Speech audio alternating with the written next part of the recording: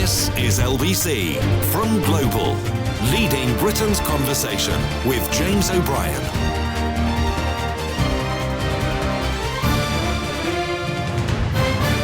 It's 3 minutes after 10 and you are listening to James O'Brien on LBC. I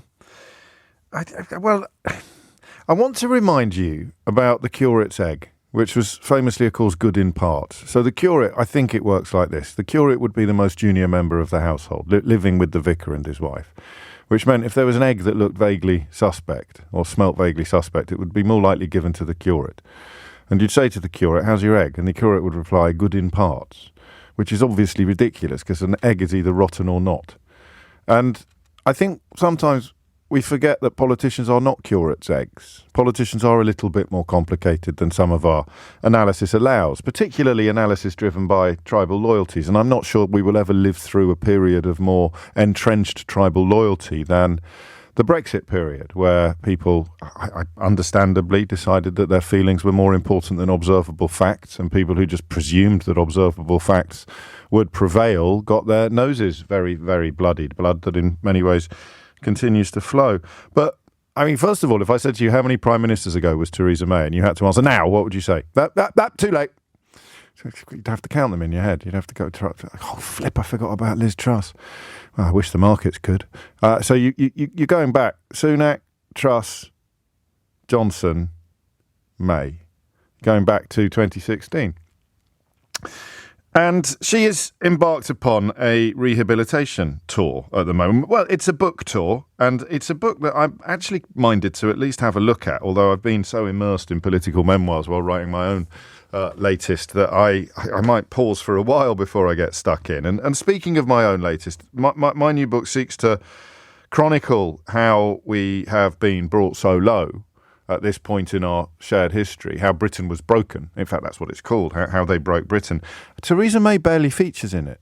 I was thinking about this morning. She's I'd say she's a cameo role in how Britain was broken. Now, I tell you that, and obviously I'm not going to spend 20 minutes exploring the central thesis of the book, because you're going to think, well, she did this and she did that. What about the go-home vans and what about the hostile environment? Those were disgusting things that we will talk about this hour, but they were not elements of the decline and the diminishment that I'm exploring and describing in the book. So she's really just sort of the victim of Boris Johnson's machinations, and she's the target of something that often felt sexist, attacks from absolute wombats like Marc Francois, and she fell in thrall to the ERG, and she inexplicably had a bloke called Nick Timothy in a senior position in her office who possessed all of the intellectual acumen of a Spangle, and I liked Spangles.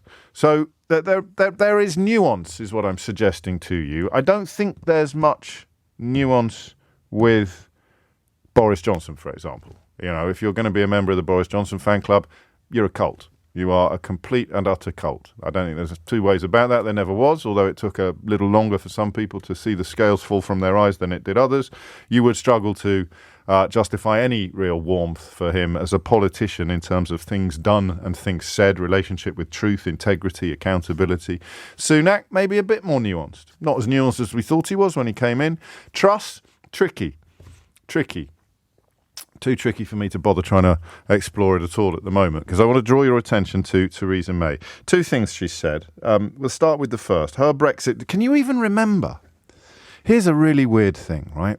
I do this for a living, and I'm, as you may know, depending on whether you were listening at the time or not, I was pretty stuck into Brexit conversations. I mean, the more we talked about it, the more I realised what a terrible mistake we'd made, because whether you voted for it or not, nobody really knew what was going to happen. The great tragedy for our country was that the people who knew the least claimed to be the most knowledgeable and claimed to be the most certain about what was going to happen, and that's, you know, cheap food, easier trade, lower cost of living, energy would come down.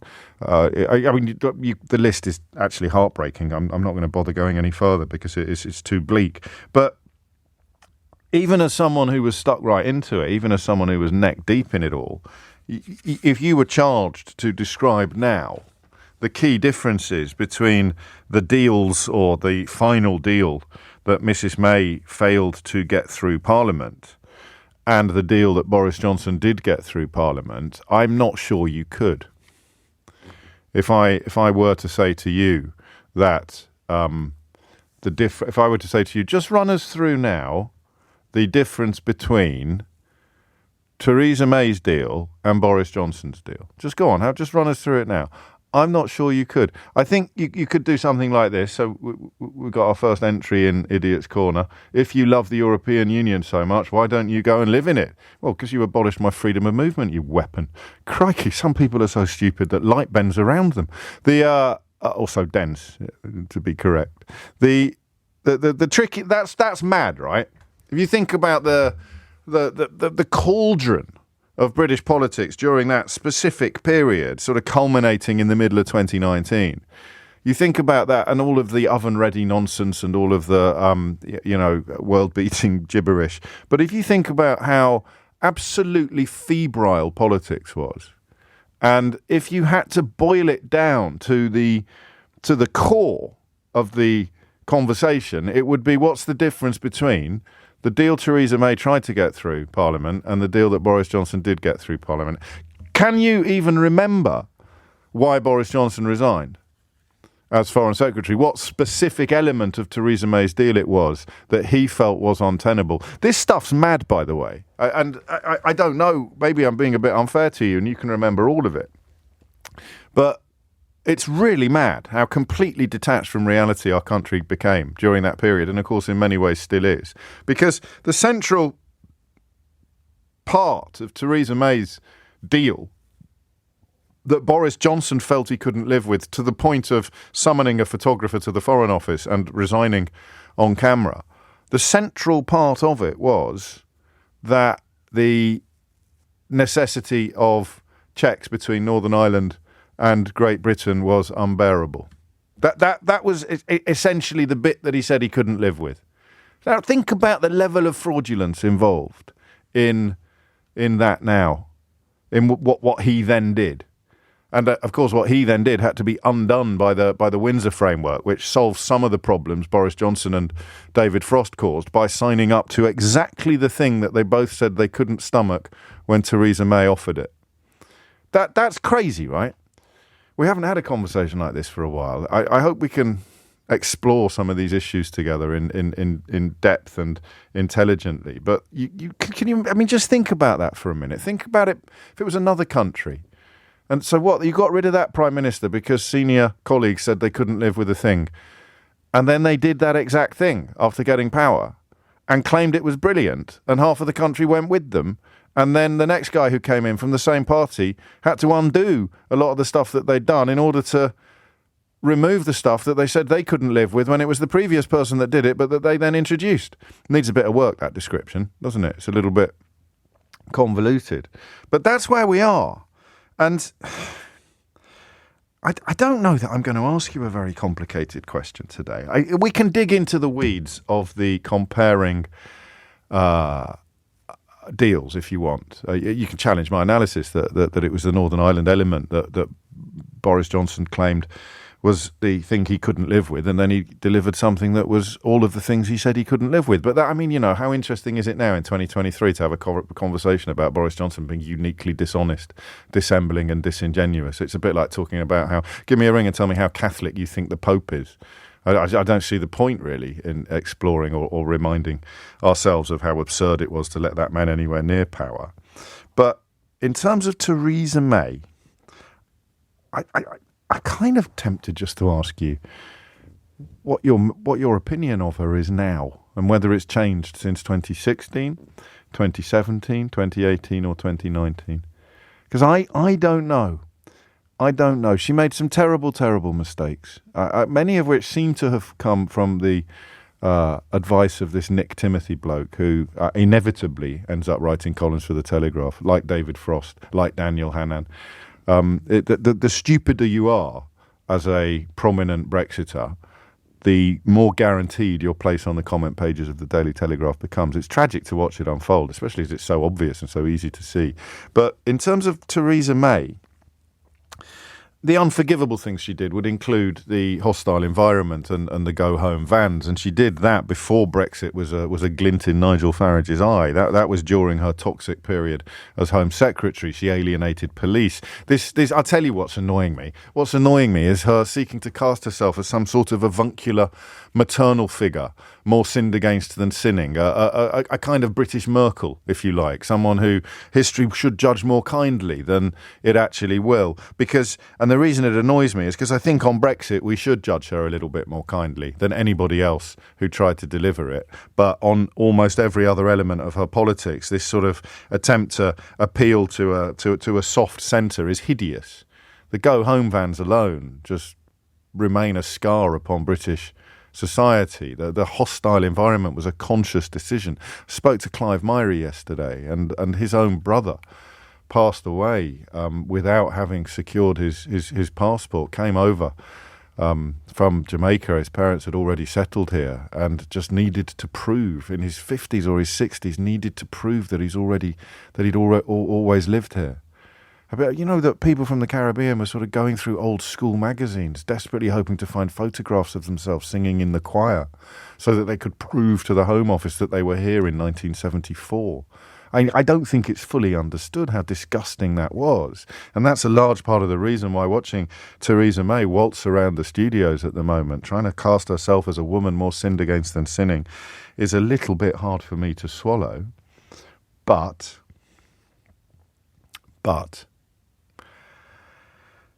on Brexit, I think she probably deserves a fairly, a C+, a B. Let's get the phone lines open. 0345 6060973. I'll remind you what she said last night, or probably I'll play you for the first time what she said last night on Andrew Marr's magnificent radio programme. And then sometimes if I ask a really broad question, it doesn't work because you like me to do all the heavy lifting in the morning and focus in on a really tight laser-like question, which you can then have fun with. But I'm going to ask you politely to do some of the heavy lifting yourself today. I want quite a broad question, and if I said how will history judge Theresa May, I'm asking you two questions, aren't I? I'm asking how do you judge Theresa May as Prime Minister, chiefly with a side order of Home Secretary?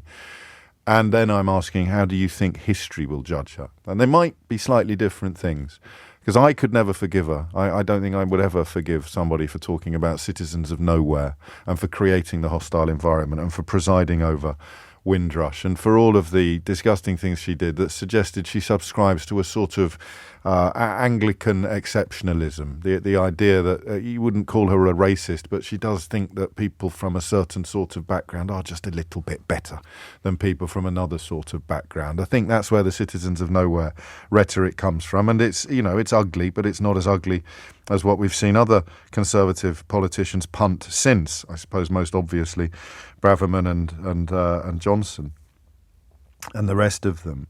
But that question there, how do you think history will judge Theresa May?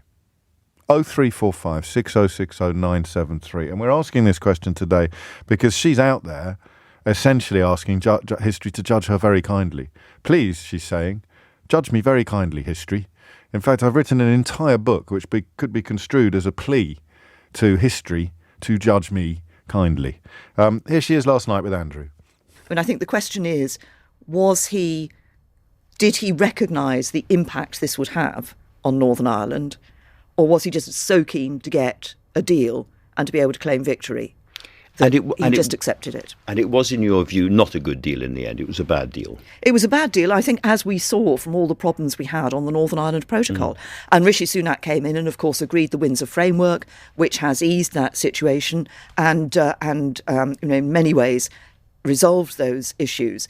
But we had that period of time when it was really very difficult for Northern Ireland and difficult for people, supermarkets and so forth in Great Britain who were sending food over to Northern Ireland, all the checks and stuff that came as a result of Boris's deal. So that's why, I think my deal would not have been in that position and would have been better. And she's right, I think, but I wonder how big an element that will be of history's judgment, or at 18 minutes after 10 on Thursday morning, your judgment. Share it with me now. James O'Brien on LBC. 20 minutes after 10. The rehabilitation of Theresa May is underway. Are you going to buy it? Couple of phone lines free. 0345 6060 973 if you want to grab one of them. Ian Dunt, as ever in the Eye today, is very strong on the subject, picking particular holes in her claim that she sought to accommodate both sides in her Brexit work, sought to recognise the 48%. Well, I never felt recognised by Theresa May during that period, but looking back, I think that she probably played an almost impossible hand about as well as anybody could have done. 21 after 10 is the time. Loz is in Plymouth. Loz, what have you got? Yeah, good morning, James. Just referring back to what Ian Dunter said, Mrs May didn't reach out to the Remainers as she's trying now to profess that she did. She did not. She took it as 100% majority for leave and went down that avenue with the rest of the party. Well, she didn't necessarily. To keep the Northern Ireland problem at bay, we were going to be in a customs union we were going to remain in the customs union, weren't we? Well, yes. Yeah. So that would have been much better than what we've ended up with. Certainly from an import-export point of view. What could she have done differently, Loz? I'm going to sound as if I'm defending her today when people ring in to attack her. I'm not. I'm being very rarely. I'm being a professional presenter and trying to explore. What she could have done, James. Yes. I mean, she campaigned for Remain herself. Yes, she did. Yeah. So she could have said, I campaigned for Remain. I still think it was the best option to remain in the EU. She couldn't have done that. I know she couldn't because she was the Tory leader.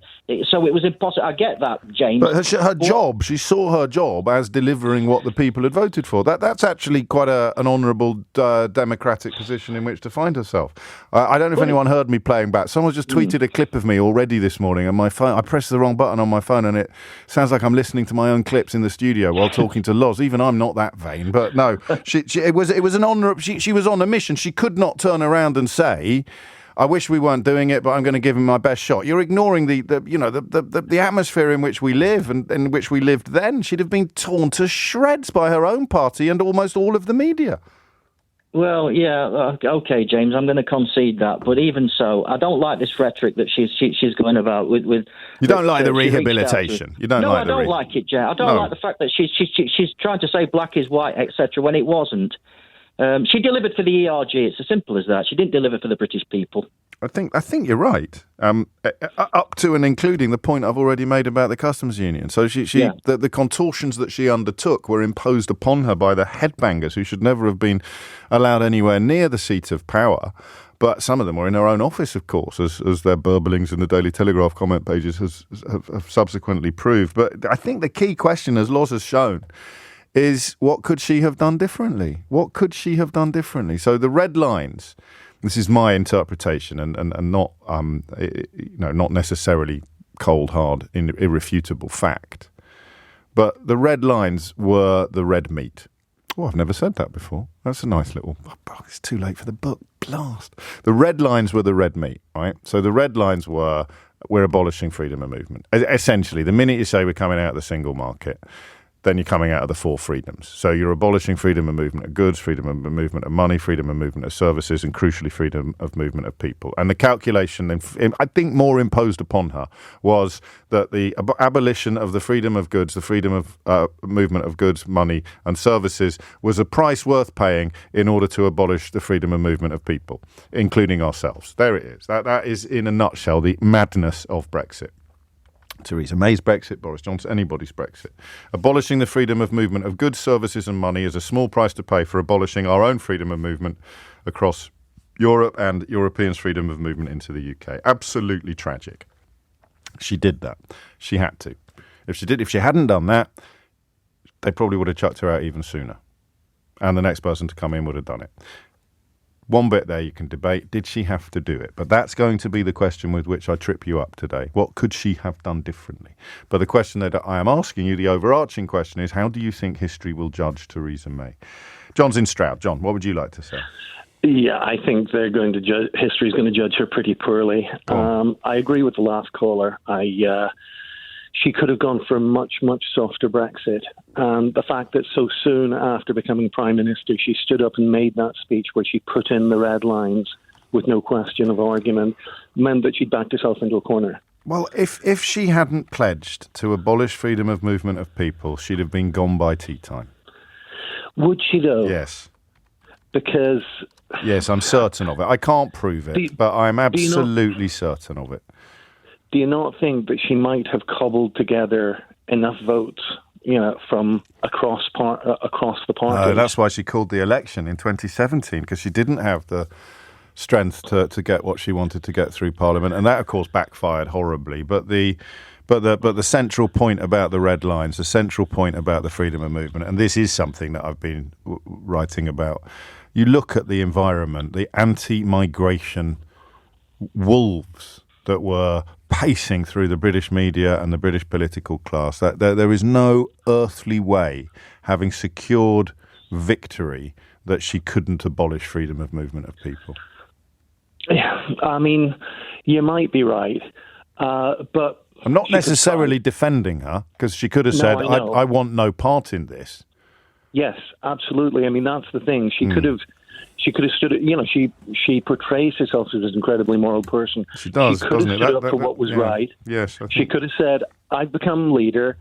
We're going to leave, but we need to remember that it was a very, very narrow margin of victory indeed, and we can't just go for an all-out throw everything in the bin Brexit."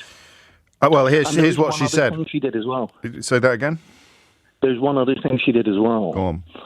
At this time of this absolutely crucial time for our international relations, she made Boris Johnson Foreign Secretary. Oh, all right. My devil's advocacy now is really flipping straining, but better inside the tent weeing out than outside the tent weeing in. Unfortunately, Boris Johnson being Boris Johnson, he was inside the tent weeing everywhere. Well, something else I could have put in the book. I'm hating this. Metaphors and saves inside the tent. It has. It's like a garden sprinkler. Yeah, sorry about that. It's not very pleasant at all. It's not, but he was leaving deposits everywhere and marking his territory. He was marking. That's beautifully put, John. He was, and of course we forget the damage he did to Nazanin Zaghari-Ratcliffe's case, and of course the questions that still hang over what the hell he was doing in Puglia, in the home of a KGB spy, or the family home, the home of a KGB family, the son of a KGB spy, sanctioned now by Canada and by Ukraine. And yet the son of the sanctioned man put in the House of Lords by Boris Johnson, reportedly against the advice of security services. You want a little mark of how broken Britain is. Johnson today is waving around claiming that Sunak and Biden aren't doing enough for Ukraine and he's the real friend of Ukraine. And he's the man who went straight from a NATO meeting in part about the Salisbury poisonings, went straight to the palazzo of the son of a KGB spy, the KGB spy in attendance. I just pause and think about that for just one single minute. And the media is so bent and craven now in this country that they're reporting Boris Johnson's comments on Ukraine as if they're news, without mentioning the fact that the bloke whose son he put in the House of Lords is now sanctioned by Ukraine, described as a member of Putin's inner circle by Canada, and facing the sort of sanctions that he will never face here, because if he ever did, questions would have to be asked about what the hell his son is doing sitting in the House of Lords. So that was Theresa May as well. But again, a devil's advocate hat on. It's not a great fit, I grant you, but her calculation was, I've got to keep him close. Keep your enemies close. That's what they say, isn't it? Keep your friends close and your enemies closer. So she kept Johnson close. The problem is she was behaving logically, and anyone who's ever approached Boris Johnson thinking that logic would be the way to manage the situation has ended up well, let's just say regretting it. And that would include colleagues, party leaders, employers, wives, mistresses, you name it. Anybody who thought he would abide by and of course, teachers back at Eton. Anybody who thought that he would ever abide by the, what was it called? What did the master at Eton call it? The something that bind us all, the responsibilities that bind us all. It's not responsibilities, but that's what Theresa May was doing. I'll make him Foreign Secretary and he'll have to abide by the codes that bind us all. Not Boris Johnson, mate. 10:30 is the time. Thomas Watts is here with your headlines.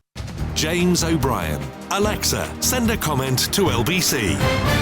10:33. Scott writes, unfortunately, Theresa May was a gateway to where we are now. She opened up the doors to the likes of Johnson and Sunak, popularising the language we see at the centre of the Tories' policies today. I completely agree with you, Scott. I think she loosened the lid upon a particularly pungent Pandora's box, and we're still a very long way from getting that lid back on.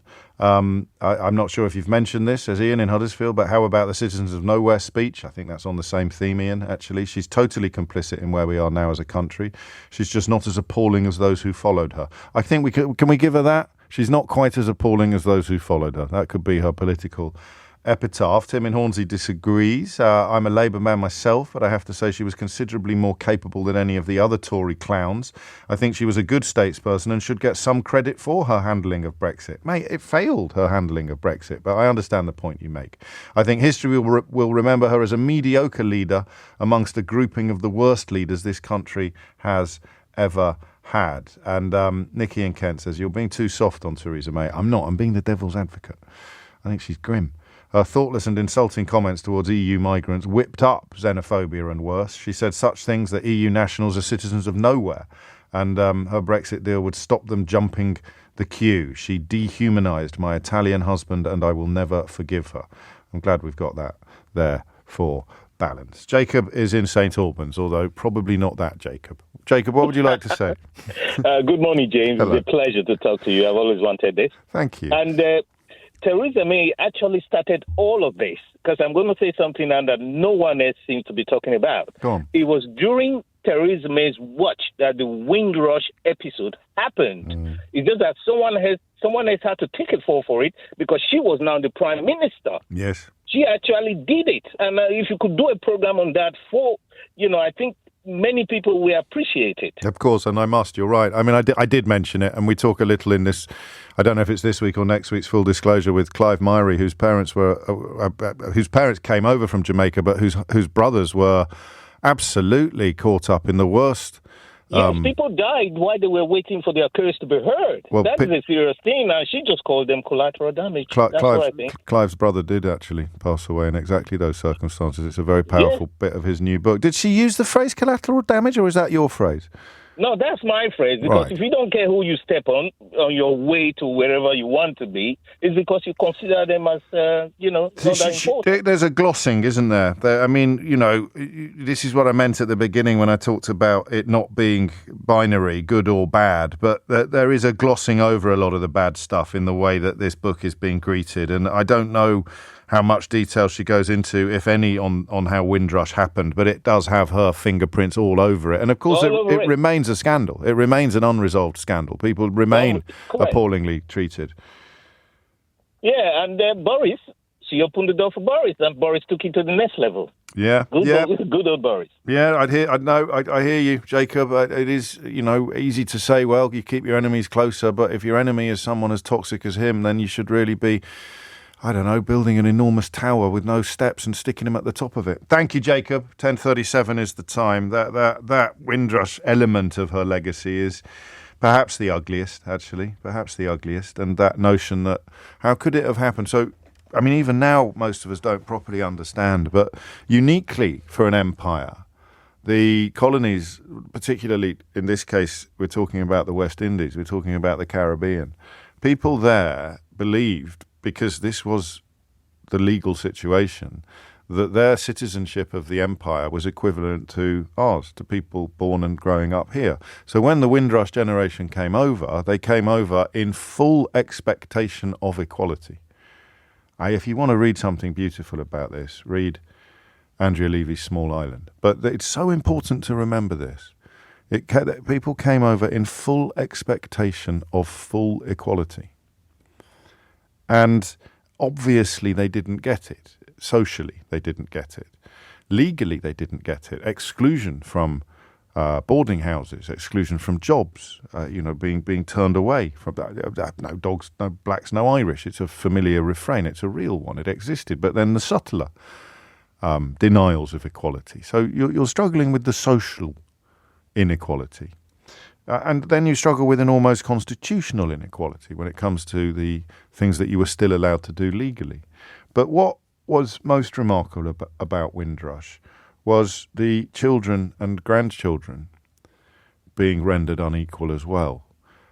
What would happen if you or Jacob Rees-Mogg were required to prove that they had been in this country since 1973, say, and that they had never left it for a significant amount of time? Well, if you were ordered to prove on pain of removal that you had a right to be in the only country you'd ever known, the only home you'd never known, and because you'd never left it, you didn't have a passport. That is the legacy of Windrush that will never be erased, however much it is ignored and sidelined and glossed over by its architects, including Theresa May and presumably Nick Timothy. That bit there, asking men and women, grown men and women, parents, grandparents themselves, to prove that they had a right to be here. That's absolutely disgusting. And that's on her. That's on her. Alison is in Bury St Edmunds. Alison, what would you like to say? Hi, James. Lovely to talk to you again. Likewise. Regarding Theresa May, I mean, if we leave all the things she's done bad to one side and just concentrate on the Brexit deal. Yes. Because I think, like on the Windrush stuff and all that, yes, she should be, looked at harshly. With the Brexit deal, because a lot of people, me included, think it was better than Boris's, I think she will still be looked at harshly, but she needs to begin a little bit of slack. So in that window, which in the ludicrous cauldron of British politics, currently still looks like the most important bit, the Brexit bit. It won't be, and it certainly wouldn't be if you were a Windrush family. But in that little window of her premiership, you would argue she probably did as well as she could have done. Yeah, I mean, I've always thought that the reason she was no longer Prime Minister is, A, because she was bullied during the Brexit deal, because it was still predominantly a male environment. Yeah. And C, they wanted Boris, because Boris, to a lot of especially the Red Wall votes, he's the chap who, you can take down the pub, have a good laugh with, a bit like Nigel Farage, always drinks pints. I don't want that sort of Prime Minister. I don't want somebody who I can go and have 10 pints. I mean, not that I drink 10 pints, but you see where I'm coming from. I want somebody who, doesn't just want to be my friend. I want somebody who, because as a manager, people always say to you, well, you can't be, I'm no longer your friend, I'm your manager. Or, mums and dads, I'm your mum, I'm your dad, I'm not your friend. I can be friendly to you. And do you see where I'm coming from? Yes, I do. Exactly. I mean, up to a point, I think that you can be perfectly affable and wonderful company and still be an effective politician. Just the two you cited are despicable individuals who wouldn't know the truth if it sat on their heads. But they convey this clubbable kind of personality that many people fall for. I think that's true. And May, I don't know that May doesn't. You're quite right. May took the job with a sense of duty and even in her own mind a sense of honour. But I think of the politicians we never talk about anymore who actually sacrificed their political careers in a desperate and failed attempt to stop the madness.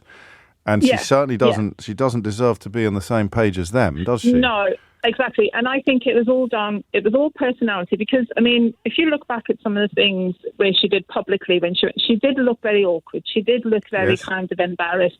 So I think she was outed because of her personality and not because of what she actually maybe did or didn't do.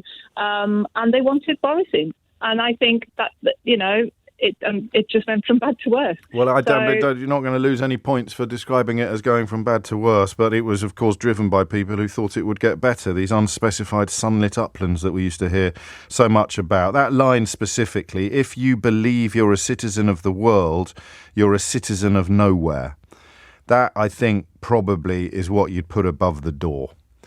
Because that was just gross. And as Ian Dunt puts it in the Eye today, she'd taken UKIP's nativist worldview and absorbed it into what had until then been a centre-right Conservative party. And on the question of compromise or leadership, I know some people ask, this is at the 2016 Tory conference, I know some people ask about the trade-off between controlling immigration and trading with Europe. But that is the wrong way of looking at things. We will decide for ourselves how we control immigration. So that's the point that I made to you earlier about considering it worth paying the price of abolishing free movement of goods, free movement of money and free movement of services in order to abolish the freedom of movement of everybody in the EU, including ourselves. And of course, the only freedom of movement we abolished for everybody else in the EU is the freedom to come here. They can still travel freely to 27 or more other countries, whereas we can travel freely to Ireland and back.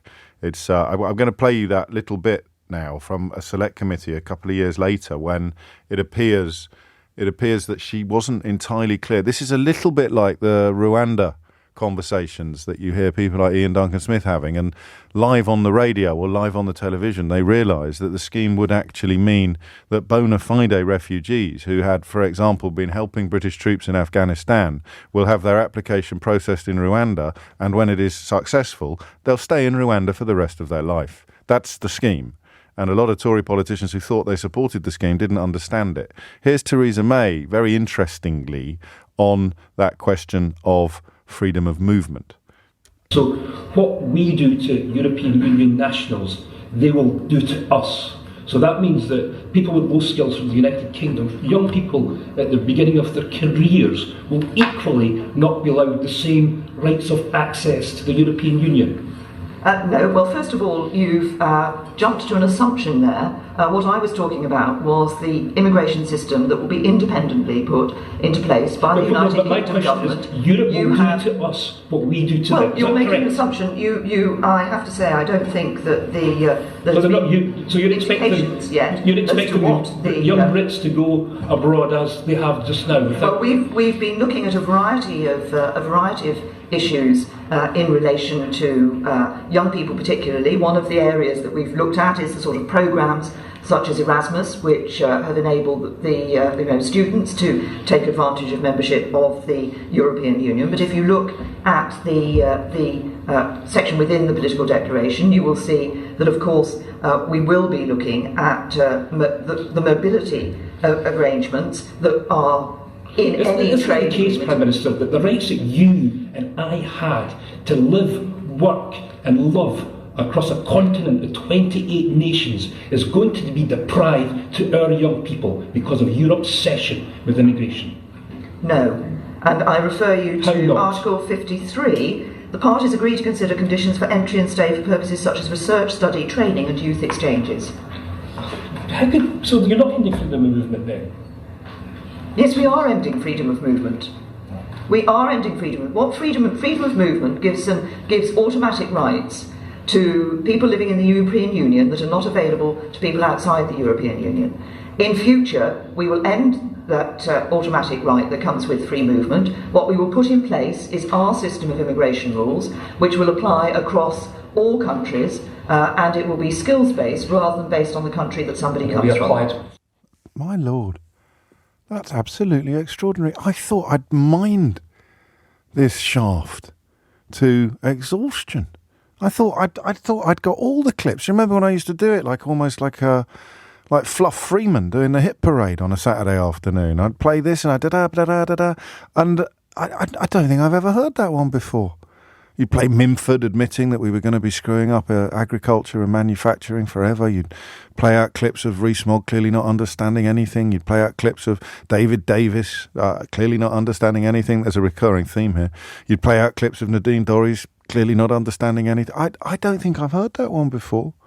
Theresa May essentially revealing that she thought she could abolish freedom of movement for everyone else, but kind of keep it for us. Whoa. Well, that goes in the case for the prosecution, doesn't it? James O'Brien on LBC. A lot of you reeling like me from that clip. I'm so sorry that I never spotted it sooner. I think it's November 2018. So right in the thick of it, if you pardon the pun. And Theresa May demonstrating, shall we say, an overly optimistic grasp of what was likely to happen in the context of abolishing freedom of movement. And again, another reminder of how, what is the maddest phrase from that era? Let's go WTO, probably, because you really had to have gammon for brains to even begin formulating that thought. Let's go WTO. And no deal is better than a bad deal. See, May went there. whether she meant it or not, I don't know. I think it's reasonable to suggest that she may have been politicking, and she knew full well that no deal would never be better than a bad deal, because the only deal you're ever going to get from the point of view of what you had before was a bad deal. What was the single worst phrase from that era? No deal is better than a bad deal. Let's go WTO. I don't know. But that clip was chilling. 10:52 is the time. Lynn is in Westminster, which normally means it's Baroness Lynn Featherstone, former member of... Oh, it is. It would have been a small coincidence if it was a different Lynn in Westminster. What would you like to say? Well, I phoned in because I was the only Lib Dem in the Home Office in the first 2 years of the coalition, which I hasten to add was before hostile environment, which I thought Scott was absolutely right. I think that opened the door to everything that followed. Yes. I'm not here to defend Theresa May, but I do have some personal experience of some of her better points. Good. And although the world seems to think that David Cameron was responsible for same-sex marriage, actually I was the minister who put it forward, suggested it. I was the originator and architect of the law based on years of campaigning by LGBT people who actually fought. Yes. But what people don't know is that when you bring new policy into government, I didn't know this either, you have the Prime Minister has to do a right round. And in order for it wasn't in the coalition agreement, it wasn't in the manifestos, and I had to get it through Theresa May. Okay. And she never talks about it. I've got no idea why. It's in my book, as you plug your book. There's no plug away, Lynn. Plug away. Equal ever after. But she wrote round for me, and she got the approval of David Cameron to go ahead, for me to go ahead with same-sex marriage. And I don't think a lot of people know that. And I'm glad that you are reminding us of some of the more positive achievements of Theresa. But you're doing it against the bad. No, I know, but you are doing it through the lens of your own perhaps unfairly overlooked role in history. No, but let me just add two other little good things she did. She authorised 2 inquiries. One was Hillsborough, and one was the contaminated blood scandal, where the government knew it was given poisoned blood and killed nearly 4,000 people, I think. And the families involved in that, it doesn't affect everyone, and people probably let it pass by. But for people involved in it, and my own sister's son died in the contaminated blood scandal. I had nothing with her doing it. Sure. So, those things matter a lot to those people. And I think her biggest mistake with this book is to call it abuse of power. Yes. I think the title opens her to everything that everyone is saying this morning, because hostile environment and everything that followed. The only thing I would say, you can't be in the Conservative Party unless you hate immigrants. I mean, it's your badge of office. It's how you get promotion. It is now. How you declare your love. It is now. It wasn't. It was then. And yes, Nick Timothy was obviously behind that. You're right. Absolutely. Cameron spoke, for all his myriad faults, Cameron spoke quite persuasively about refugees in particular, if not immigration in general. He was a very, very different, singing from a very, very different hymn sheet from the one that they've all got now, every single one of them. Yeah, no, you're right. It has become far more fulsome. And now you couldn't be in the Conservative Party if you didn't hate immigrants. But, no, you couldn't. But she took it and she went with it. And, for that, she's guilty. Do we know why she's called it the abuse of power? I haven't read it yet. No, I haven't read it yet. I bet you've checked the index, haven't you? I bet you've checked the index. I have not. You little liar. I bet you have. That's defamatory because I haven't. I take it back immediately. I will. I'll check it for you. It's the first thing I do when books come into the office is check. No, I hadn't even thought like that. Listen, there's a lot of other things. I'm no longer in that madness. Do we know why she's called it that, though? Do we know what it specifically refers to? I think because she has a sense of justice, and she feels that she went where no one went on some issues, and she probably wants to have her voice there saying, look, I wasn't all bad. Look at these things that I fought for. And, she, obviously very runsy. I think you were right to refer to her religious upbringing, because I think that runs very, very deep with her, and that sense of being a good person. And she probably hates being coloured or tarnished with all of these things like the hostile environment and everything. But they're on her, though, aren't they? They are on her. So what the blurb says is that she confronted a series of issues in which the abuse of power led to devastating results for individuals and significantly damaged the reputation of and trust in public institutions. And she cites Hillsborough, Grenfell, the Daniel Morgan case, and other parliamentary scandals. Contaminated blood, yeah. So that's her. I think her justification is she went into fight on those things. Probably didn't want to mention all the other things. Well, no, there it is. And you know, that's what memoirs are, really, isn't it? Unless you're Rory Stewart, actually, which is close to self-flagellating at times. Lynn, thank you very much. Baroness Featherstone. 10:58 is the time. Adrian is in Watford. Adrian, what would you like to say? Hello, James. Nice to talk to you, mate. Likewise. James, I was a police officer employed by Hertfordshire Police in 2016 when Theresa May was Home Secretary. Yes. Geographically, I was based at Watford, and we had custody suites in South Oxley, Rickmansworth, Hemel Hempstead, so we could take a lot of prisoners. She closed all the custody suites down. We ended up having to, if we arrested a shoplifter, which are a massive topic at the moment, we would have to take them to Hatfield Police Station, which is an hour away. We'd be off shift for half the shift. Okay. Yes. So she's got a lot to answer for. And this is the stuff that the public probably don't know because they're getting their news from the Daily Mail, the Daily Telegraph, the Daily Express, or the Sun. Exactly. But I mean, when all the custody suites closed, they started giving us £200 fixed penalties that we could give shoplifters. So we'd go to a shoplifter in you know whatever store it would be, and if they passed the test of having no previous convictions, we would give them a £200 fixed penalty. If they didn't pass the test, then we'd take them all the way to Hatfield. It was a joke. Yeah, and also the idea of taking 200 quid from someone who's nicking razor blades to flog down the pub is a little bit optimistic, isn't it? Exactly. And she gave the speech saying that making cuts to the service wouldn't have an impact upon your ability to pursue criminals, your ability to solve crimes, which was, I mean, you know, even from 7 years later, it's a breathtaking act of madness. She massively cut the police force. You know what I mean? Yes. She closed. Under orders, she closed police stations. She cut the 20,000, I think, and then now they're making a song and dance about bringing them back. But of course, what we're getting is new recruits in place of who have no experience. There it is. Experienced, proper officers. You could join the police now at 17 or 18 and go straight in as a detective constable. When I was 17 or 18, I joined the army. I got experience, then I joined the police. Yes.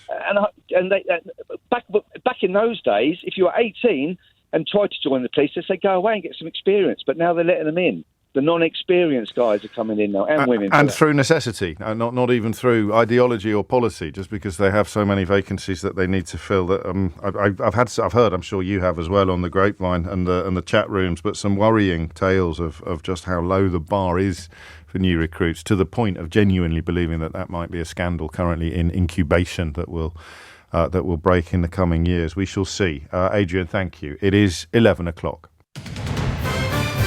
This is LBC from Global, leading Britain's conversation with James O'Brien.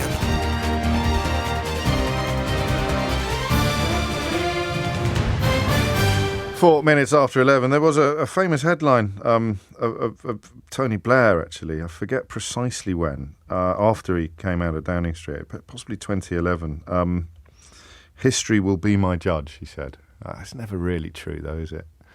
Because history is, of course, written by the victors. But Theresa May is in history will be my judge territory at the moment. And, the verdict on this programme, at least, was far from friendly, far from warm. And I guess you need a little bit of delusion, don't you, just to sort of get out of bed every day if you're living in that kind of crucible. But I find my attitude to her is even less forgiving than it was at 10 o'clock this morning. But thank you. There were some excellent calls there. If you missed it, if you're just tuning in, worth rewinding, actually, having a listen, or maybe wait till I've finished. It's Mystery Hour at 12. It's Thursday. This week's gone quickly, hasn't it? Is it just me? I've had so much on, that's probably why. Do you know, I've done 2 podcasts. I've got Gabby Logan and Clive Myrie coming up for you. I'm doing another one on Friday. I'm recording Amir Khan, which I'm looking forward to. Finished recording my audio book. I think today, and I've got a thing today, a commercial thing. God, I'm too busy, man. This is ridiculous. Anyway, sorry, on with the day job. 5 minutes after 11 is the time. I do you remember, of course you do, it was only on Monday, the astonishing revelations regarding the sexual harassment and even assault that female surgeons reported they had suffered at the hands of colleagues? I touched yesterday upon a letter to the Times, which, I mean, I don't know what word to use here. A letter to the Times which stopped me in my tracks, right? And remember, I'm a bloke. I read this letter twice. It sat on the letters pages among letters expressing opinions that you would describe as civilised and sympathetic. So the consensus response, by far the most popular and common response to news that female surgeons were routinely in receipt of appalling conduct from male colleagues, both verbal, emotional and physical. A third of female surgeons had been sexually assaulted by colleagues in the past 5 years.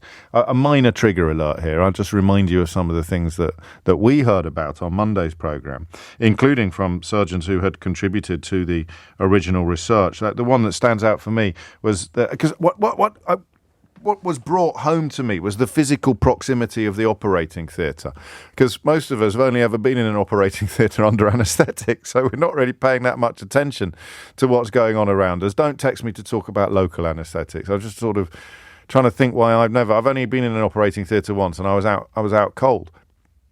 But when you see it on the telly, or indeed when you imagine it, I mean, it's like chefs around a pot. It's as if you've got, 4 or 5 people and you need to pass the scalpel, the proximity. So that was part of it. That was part of what I hadn't fully understood. And it was the caller who rang in to tell us that she was working with a senior surgeon who would turn away from the operation to mop his brow, but he decided that the best place to mop his brow would be his colleague's cleavage. So he was rubbing his forehead across her breasts, albeit that she's in surgical gowns. And then when she said, "Would you like a towel?" he said, "No, this is much more fun." So that sort of thing that would, in the 1970s, would have possibly featured in a Carry On film. Do you think that sort of behaviour? And I want to make that point clear because I want to recognise that the world changes and that people doing things now that are unacceptable are different from people doing things then that were unacceptable. They were always unacceptable, however, they were once accepted.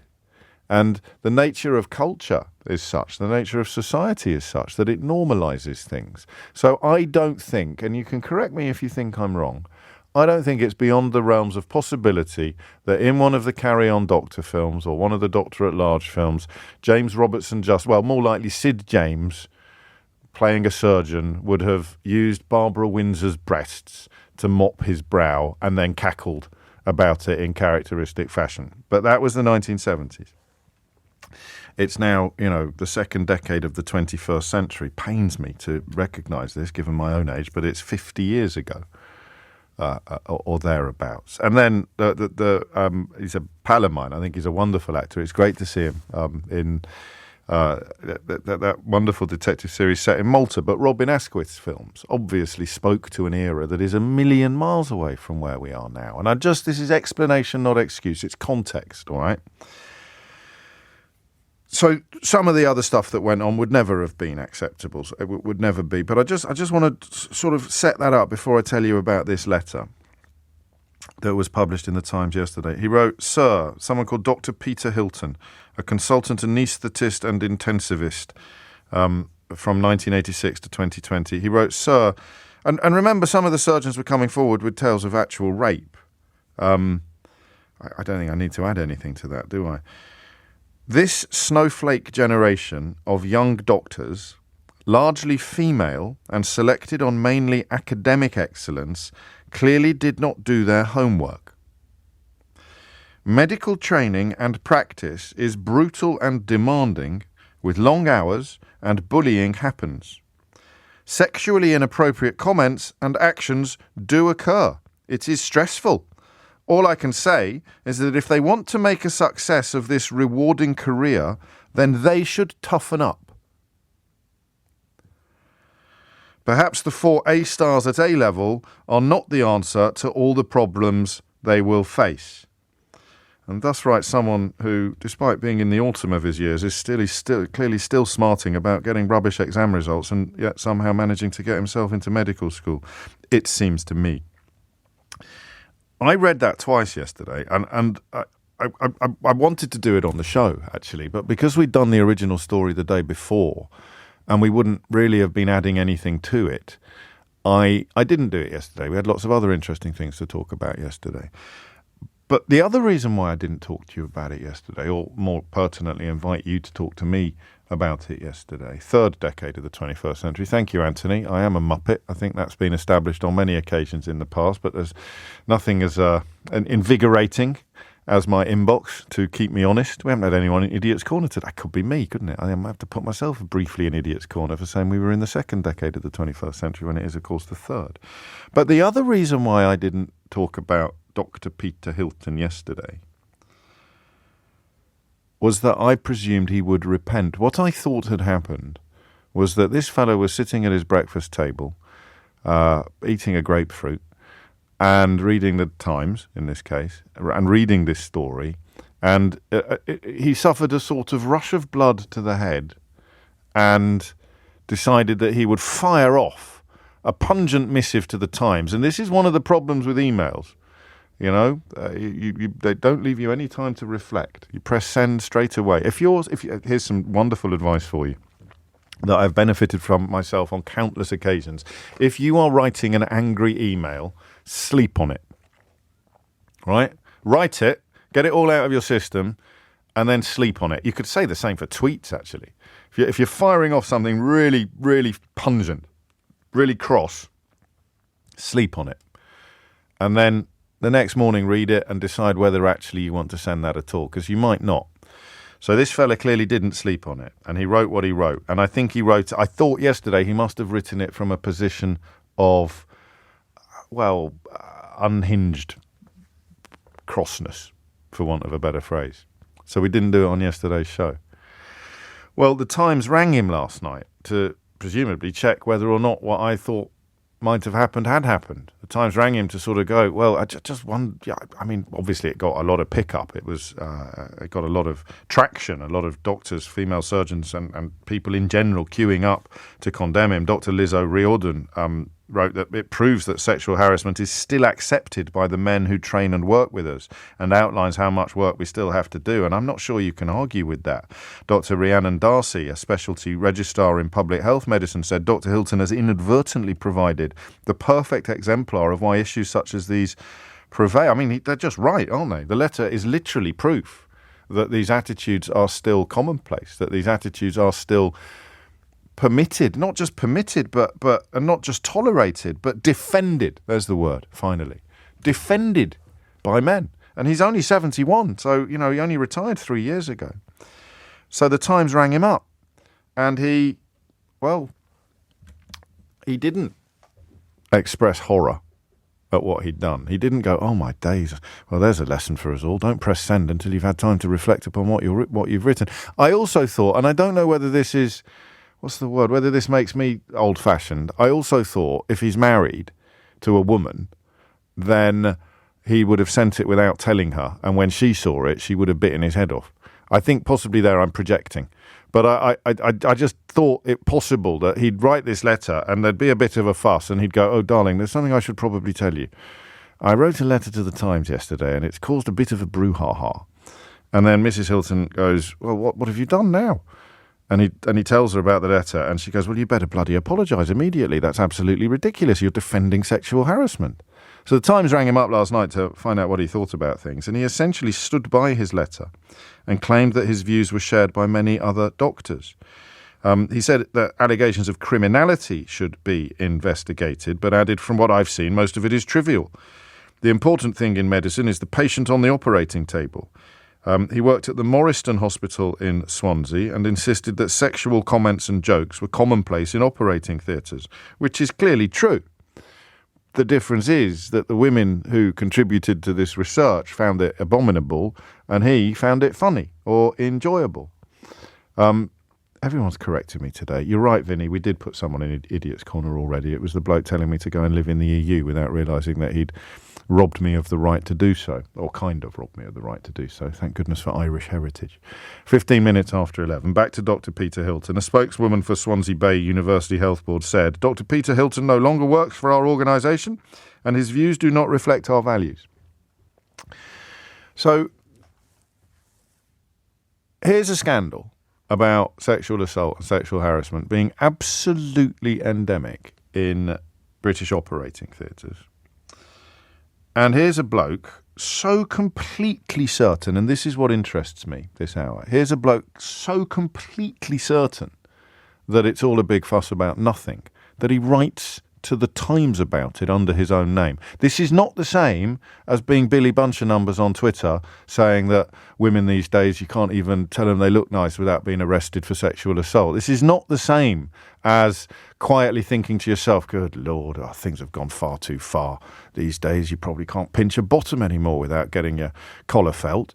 And privately saying that, or even with, quotes, the lads, engaging in banter, which if your female partner heard it, she'd give you your sandwiches wrapped in a roadmap. That's the point that I find close to baffling about this, is that he's so certain that a story about a third of female surgeons being sexually assaulted by colleagues in the past 5 years is a fuss about nothing, that he's written to the Times about it. And I've got 2 questions for you. The first is, and I'm 51, so I'm only 20 years younger than this bloke, but my God, those 20 years seem crucial, don't they? Those 20, a lot has happened in those 20 years. But actually, I've got more than 2 questions as usual, but I'll start with the 2 most obvious. How does he end up there at 71? All right? Not 201. He's 71. He's lived through the last 20 years. For most of them, for 17 of them, he was in post. He was in the job. How does Dr. Peter Hilton end up reading about colleagues, female colleagues, being sexually assaulted by male colleagues in precisely the context that he worked in for his entire professional career and arrive at the conclusion that it's a big song and dance about nothing? How does he end up there? All right, think about it and then tell me. 0345 6060 973 is the number that you need. Okay, how does he end up there? Question number 1. And question number 2 is, what's it like dealing with something like this? What is it like? And I don't know that men will have much, if any, experience of this. What is it like being told? Because do you know what the maddest thing is? The maddest thing is that for generations, women who were being told it was no big deal, and I need your help with this, kind of ended up almost trying to convince themselves that it was. Is that right? That it was no big deal? So if you're in the same generation as Dr. Peter Hilton, you're thinking, God, lots of stuff that happened to me shouldn't have happened, but there was nothing I could do back then because the world was full of Peter Hiltons. So question number 1 is, how did he end up in a place like this? You've worked with people like this. You know them. You might be married to one. What's it like? 0345 6060 973. And then question number 2 is, what's it like to be the victim of something grim and then to be told by another man or woman, I suppose, not necessarily the one that did it, that it's no big deal? Something that you found deeply unpleasant, somebody else can sit in judgment on and tell you that it's no big deal. And if it was HR that did it or personnel, then that becomes even more pertinent, I think, and even more shocking. So if you hit the numbers now, you will get through. 0345 6060 973. How do you end up holding views like that when you only retired 3 years ago? And what's it like to be told that what you suffered was no big deal? It's 11:19. James O'Brien on LBC. Call 0345 6060 973. 22 minutes after 11. Anne in Chorley writes, some women are complicit with the kind of thinking of Peter Hilton, James, especially if they're married to them. His wife is, if he has one, I don't know if he has one, he may have lost her. I mean, who knows? Be careful. I opened that speculation, so I'm not criticising you, Anne. His wife is probably totally on board with it. Alan asks, is he defending his own past actions to avoid cognitive dissonance? That's nice thought. Greg in Liverpool, am I the only one who, when meeting surgeons and indeed some doctors, especially of the old school, feels some of them have a god complex which one could only put down to narcissism or a form of corporate psychopathy? Kind of talked about that on Monday, actually, when we were discussing the issues that Dr. Peter Hilton decided to write to the Times to diminish or almost even poo-poo. And Kevin in Stirling writes, Hilton's letter is another case of privilege clinging on to relevance and status by diminishing what the rest of us know to be unjust. Beautifully put, Kevin. And he adds, I napped on this before I sent it. Must have been a very brief nap, like 2 winks, as opposed to 40. And Dan asks what a lot of you are asking. It really makes you wonder what this guy got up to when he was in the job.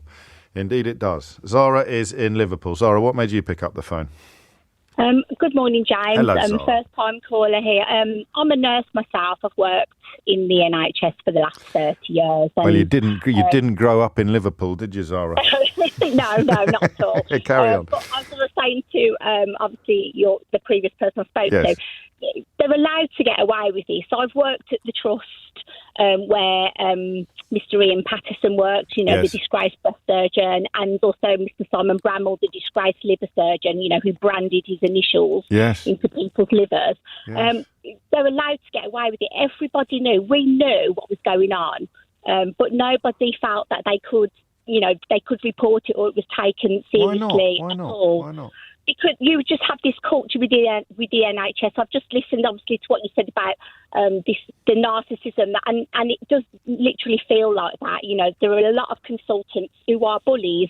I've been bullied myself by consultants. I work in critical care as well. I was actually sexually assaulted in a patient's cubicle once by a senior doctor myself. So, as I say, there's no reporting culture, it's a complete blame culture within the NHS. So in a sense then, and I phrase this carefully, in a sense he's right, because something else he told the Times is this: I'm not the only one of my generation that feels like this. I've sent the letter to colleagues I worked with and they agree wholeheartedly. Medicine is not alone in having a culture of bullying, sexual abuse, verbal or otherwise, and banter that's in bad taste. The reality is that it's bloody hard work and it takes a lot of time to train and it's demanding. So what do men like him then think of the men who aren't engaging in this sort of behaviour? I can only assume that they, for want of a better turn of phrase, that they're probably a bit of a puff or whatever, and they don't want to engage in it. It's just not. That's just not the case at all. As I say, it does go on. It goes on to this day. I can, as I say, I still work in critical care, and it goes on. And you don't feel that there's anything you can do about it?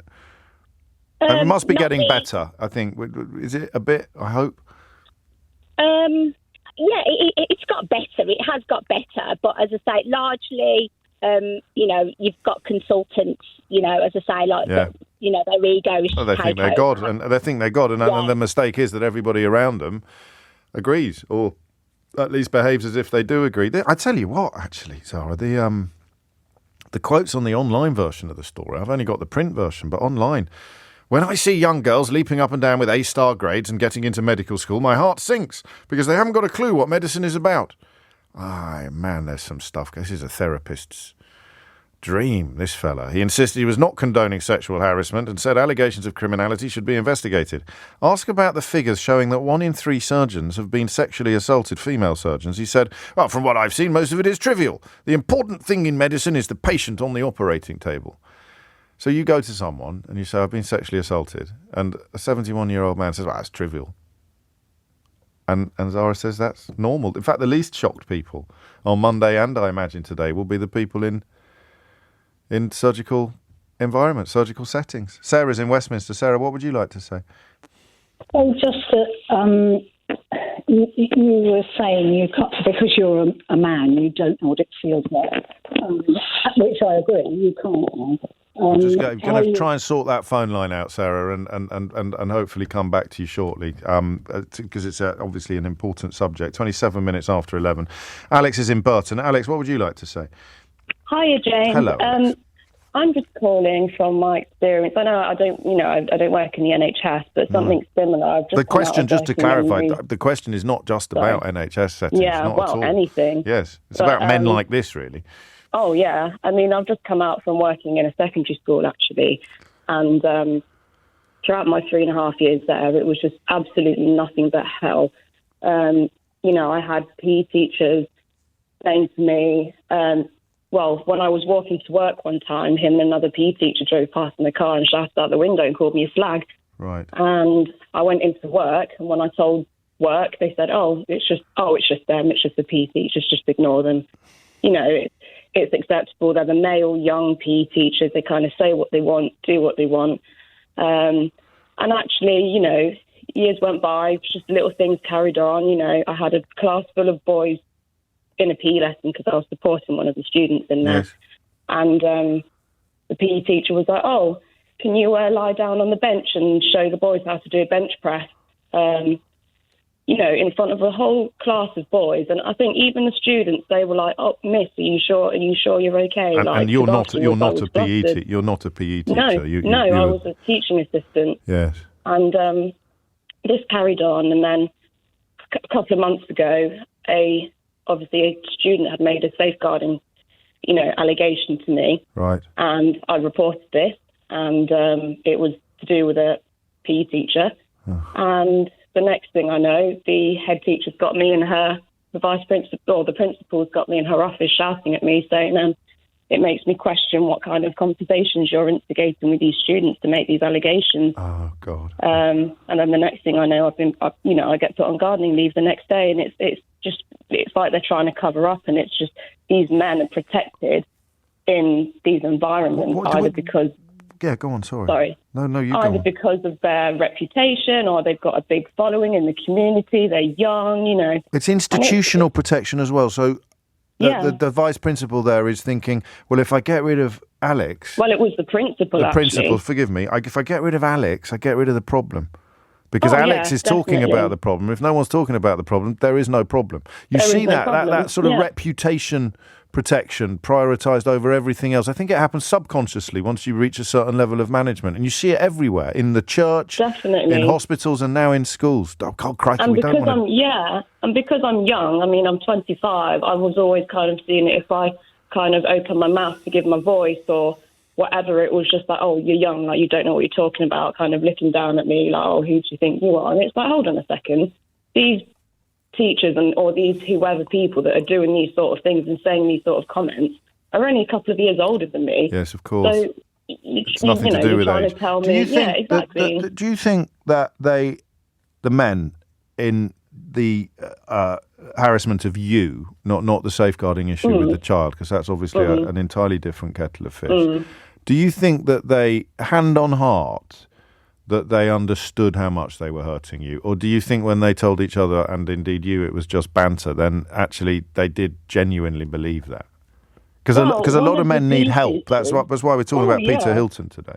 Yeah, well, I think these men do need help, because when his mate said, I think you shouldn't have really said that, like he said to me, I kind of had a go at him. I'm like, what do you mean you kind of had a go at him? Because you're laughing about it, telling me, when I've just approached you saying, why has your best mate, when you were in the car with him, shouted down the road and called me a slag? And he was like, it's just him. And they're teaching children, they're teaching the next generation. Exactly, and that's what's scary. It is, and it's possibly a bit of a mistake of mine to focus on Dr. Peter Hilton's age as a consequence of what you and others are telling me about what is normal now. It is 11:32, and Thomas Watts is here now with your headlines. This is LBC with James O'Brien. Call 0345 6060 973. Text 84850. Alexa, send a comment to LBC. It is 25 minutes to 12, and you're listening to James O'Brien on LBC. James, this one's unsigned. It's still going on as we speak, even with the younger consultants. I have recent examples, both personally and from another female consultant, that are truly shocking. When I raised a serious complaint against a consultant, I was asked by another male consultant to withdraw it for the sake of harmony in the department. My colleague won't raise a complaint as it would affect her career. It's easy to tell people to raise these points, but we are the ones who then suffer. I complained. Nothing was done. I was told he brings millions into the hospital and is a high-profile surgeon. Tony from Goole asks a question which I have to concede gave me a little bit of a shiver. He says, do you think the timing of all this is ideal for them losing support for the strikes? Do you think the timing of all this is ideal for them losing support for the strikes? it all seems very handy for the government. No, I don't think that. It was a trade journal rather, but it did give me pause. But I, it's a question of priorities, I suppose. And then an avid listener from the Northeast who doesn't want to give their name says, I've had to pull over and text you this. Listening to you talk about this abhorrent chap from the NHS, albeit retired, I only wish you could be a fly on the wall in the garage where I work part-time. It's a well-known part of a well-known PLC, and this type of behaviour is commonplace. It's disgraceful, and it goes unreported, and I'm pretty sure it's the same throughout my industry. I'm leaving shortly and will be having my day at director level. Look, one of the obvious answers to the question of how can this fellow end up thinking that it's okay is that it always was, right? Someone's been in touch to tell me that the Carry On film I was thinking of, probably from 1969, and Jim Dale played, I've lost the tweet now, but I think Barbara Windsor played Nurse Willing. So that's why I used Carry On, because this was always fine. So why isn't it fine now?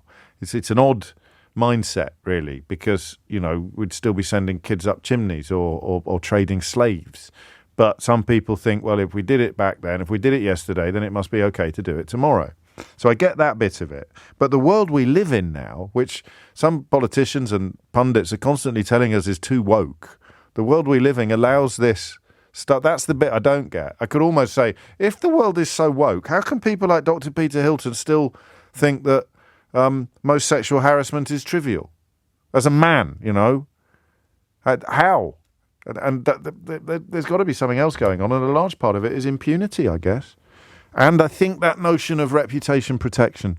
So I go to you, and you're my boss, and I say, I've got something quite unpleasant to report. And your first thought is, God, how do I make this go away?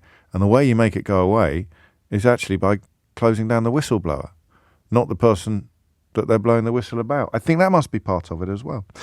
Catherine is in Hampstead. Catherine, what would you like to say? Oh, hi, James. Hello, Catherine. Sorry, I'm a wee bit emotional about this take subject. all the time you want. Okay? Take all the time you you want. So I'm a retired consultant anaesthetist.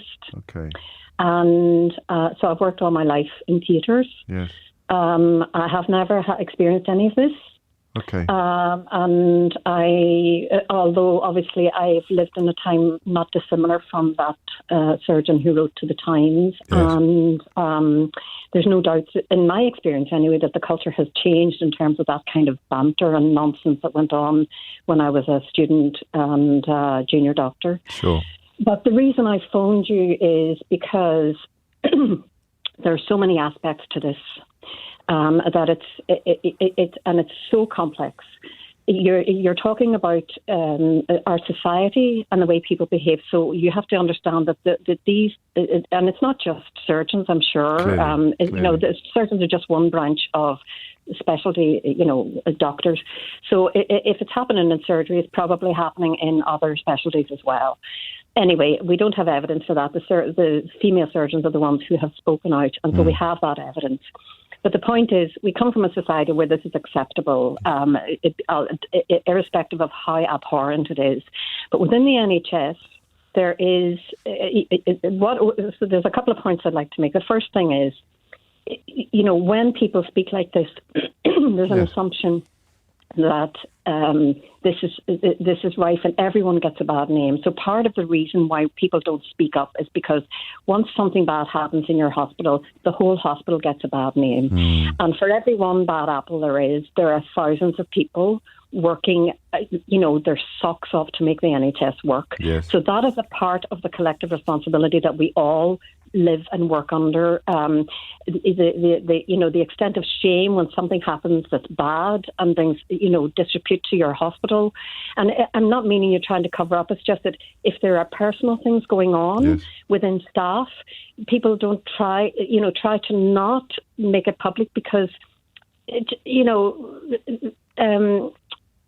the public judge the hospital, yes, reputation protection. Reputation protection on a corporate level, but also, as you've explained to us, Catherine, on a personal level. It's almost as if your own reputation is tarnished by association. Exactly, and at the end of the day, our priority is always protection of the public.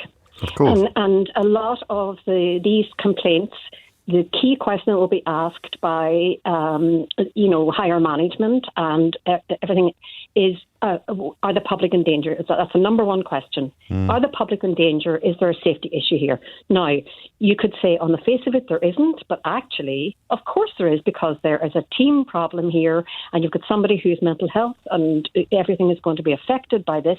And the rest of the team, if they share this, it's just destructive behaviour. Yes. But so getting to the point of why I phoned you. I said you could take all the time you wanted, Catherine, and I meant it. Thank you. Well, I, was not afraid to speak out, against people who were bullies. And I said to your producer, this kind of behaviour is just another form of bullying. Yes, although I usually. think probably people just, some blokes' mindsets might be that they think it's a bit of flirting, a bit of crack, and, Sure. blah, blah. But in the end, it is a form of bullying, and bullying is rife in the NHS, peer-to-peer, junior to senior, senior to junior, different specialties to different specialties, nurses to doctors, doctors to nurses. It's just within the culture, and it's rife. And so... Do we know why? Why is it rife? Because, the way you've described it sounds a little different from other sectors. Well, it's because it's a massive institution, and every department is working under duress, under financial pressure, under targets, this and that and the other. And when people are under stress, they behave badly. And if people are under stress in conditions that they have no control over, they behave badly. And then, they're criticised for not doing the job that they are meant to do, or the targets are meant to meet, by people who do not understand their job. And therefore they feel disempowered, and so it goes on. And that happens throughout all departments. That's because, for sure, and because and then you have the media making some, comment which is just meaningless, but it's enough to make the public think we're a bunch of lazy. Oh, I see what you mean. So, yeah, but particularly when there's industrial action underway, you just get completely misrepresented by right-wing media. Crikey. So what then? I'm a little clearer, a lot clearer really, on how someone like this fellow ends up thinking, not just thinking what he thinks, but thinking it's so perfectly acceptable to think what he thinks that he's going to write it down and send it to the blooming Times. But he only retired. He only retired 3 years ago. Okay, I know, but you'll always have people like that, and the thing is, you can't control other people. You can only control your response to them. Yes. And if we were all the same, then life would be boring. And everybody's not going to have the same value systems as would be ideal. Therefore, it's the same in every profession and every walk of life. You have a whole normal distribution of people's attitudes and behaviours, and the NHS employs hundreds of thousands of people. You can imagine the types, the array of personalities that are within all the different departments there, and somehow everyone has to be tolerated in some way so that the system will continue to work. So that the wheels keep turning. That's fantastic. Yeah. Thank you, Catherine. You've covered a lot of ground very, very expertly. And of course, there's also a huge, as you said yourself, I think your exact words, there's a huge array of behaviours. So you go from something like this, and the question of whistleblowing kicks in. Another retired consultant, Mark, has texted me to say the issue of how Hilton can get away with views like this is the same as how Letby got away with murder. NHS trusts protect their reputations above everything else. Often these senior, powerful men are mates with the CEO, the MD, or someone in power, so it gets put down to, it's just them. It's just the way they are. Everyone in the NHS often knows who the creeps are, but they're never taken down because of fear for career, which is, of course, what our other texter told us about her own career and her colleague's career. And fear of bullying, and fear of the whistleblower being treated badly, which we've also heard evidence of today. Thank you, Catherine. Thank you, Mark. It's 11:45. Leading Britain's conversation. LBC with James O'Brien. It's 11 minutes to 12. I'm with Richard in Sheffield on this, because, as a side order to the general horror show of what this doctor, retired anaesthetist, has sent to the Times about female surgeons reporting endemic levels of sexual harassment and sexual assault. What's his problem with A-star grades? This is a genuine question. I just 10 minutes left before mystery hour. When I see young girls leaping up and down with A-star grades and getting into medical school, my heart sinks. Does anyone want to have a go at unravelling that bit? Richard writes, I'm not sure what's wrong with anyone jumping up and down because they got A-stars at A-level. Surely nobody knows what medicine is about until they go to medical school. That's the point of medical school. There's quite a lot of questions, and this is not the most serious question thrown up by this remarkable doubling down on the letter that he sent to the Times yesterday. But the anger about girls getting A-star grades and getting into medical school, my heart sinks. Then also, of course, they're not young girls; they're 18-year-old women. So possibly that choice of language is pertinent as well. But what's that about? It was a lot easier to become a doctor back then than it is now. So could Dr. Peter Hilton have been suffering from a form of academic insecurity for his entire life?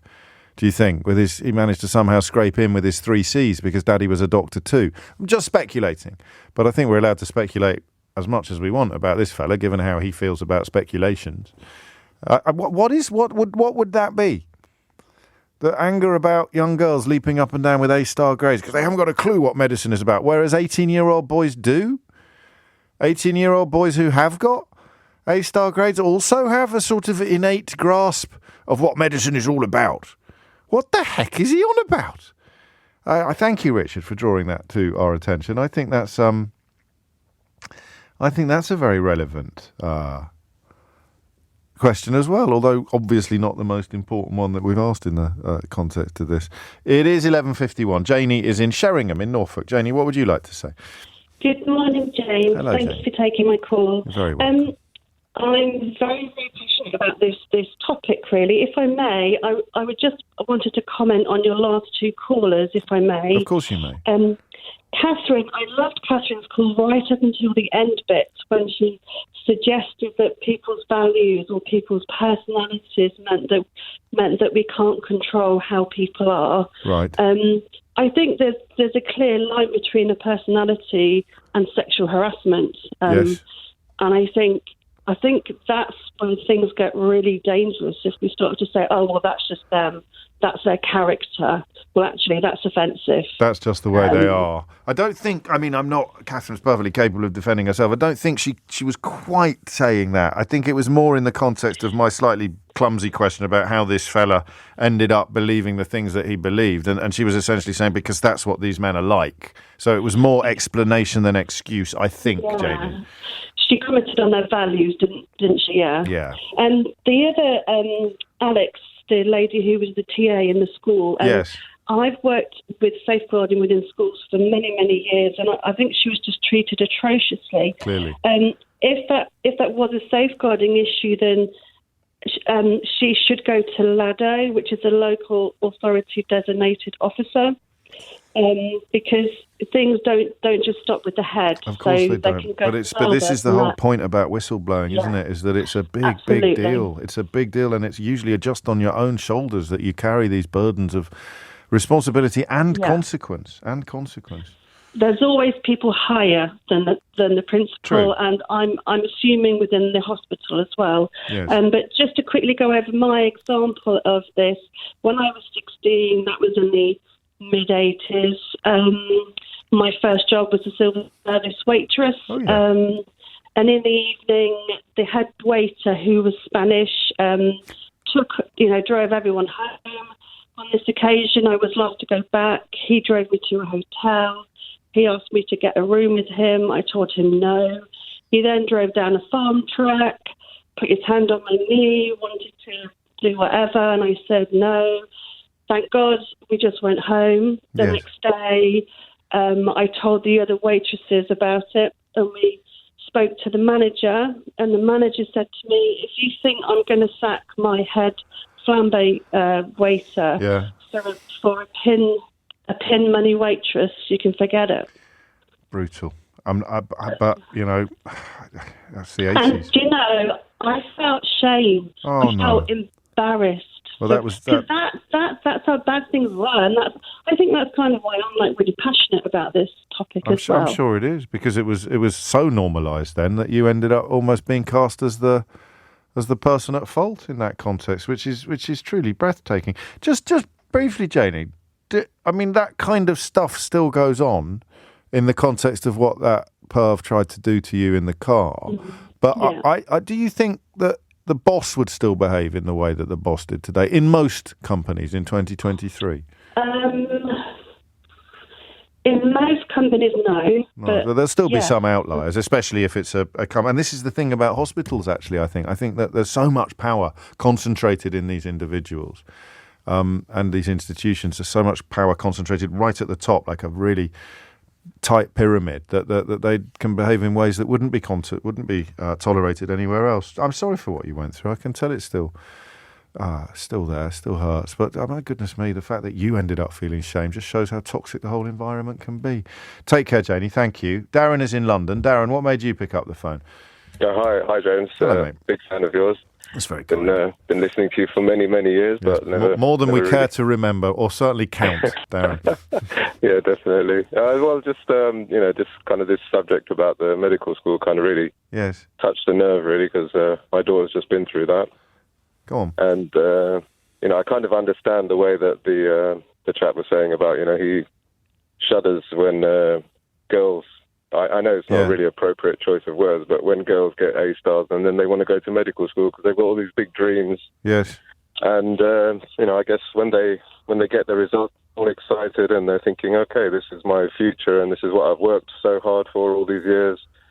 And then and he knows very well what they're going to sort of suffer when they go through the process. I don't know but I see what you mean. So he's saying, he's not really saying that he feels sorry for them because they're going to encounter men like me.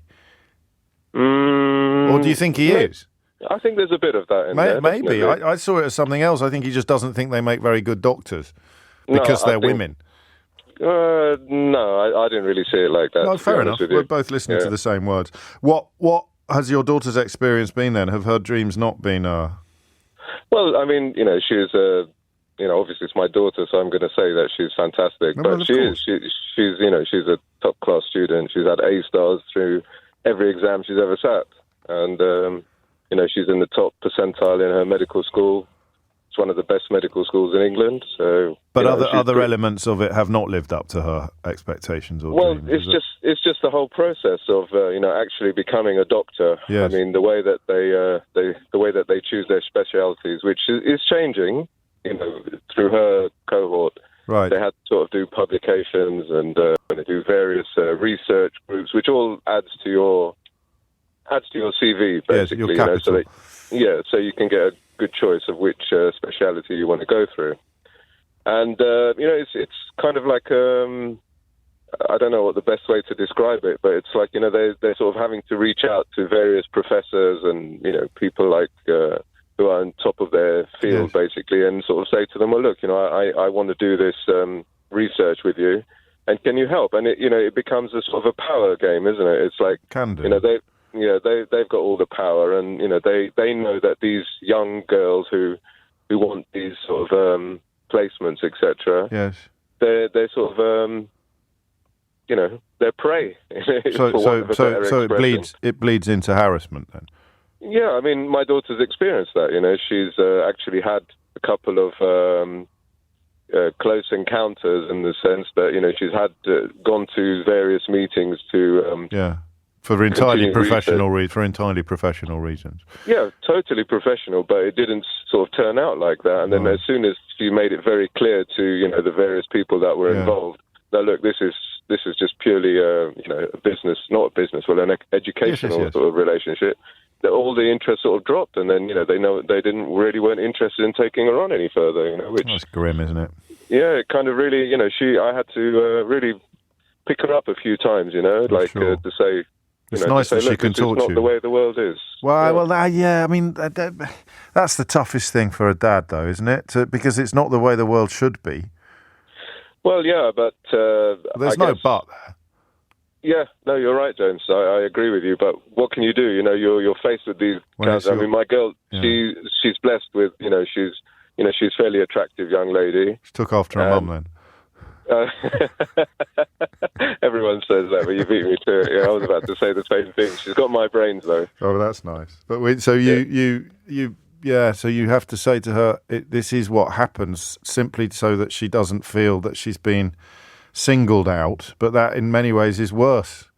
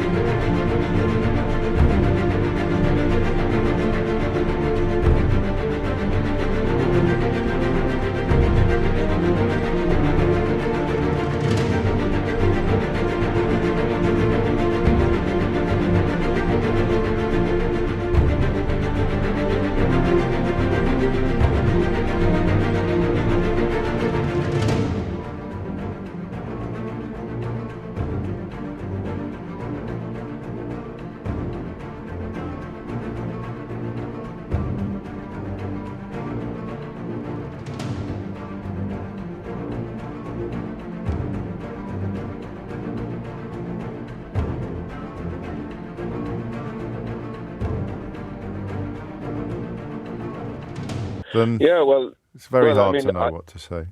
Yeah, well, it's kind of like, do I tell her, well, look, put a sort of a hood on whenever you go for an interview and do an anonymous but it's going to be happening to every woman, isn't it? And when it's a power play rather than sexual gratification, which a lot of the perforated line between harassment and bullying can be, then there's nothing you can do to... And also, inevitably, of course, putting the responsibility again on the woman to moderate or police the behaviour of the men. It's nice that she can talk to you about that stuff, Darren. You must have got a lot right over the years that she can come to you with these sort of issues. Not every dad would have done.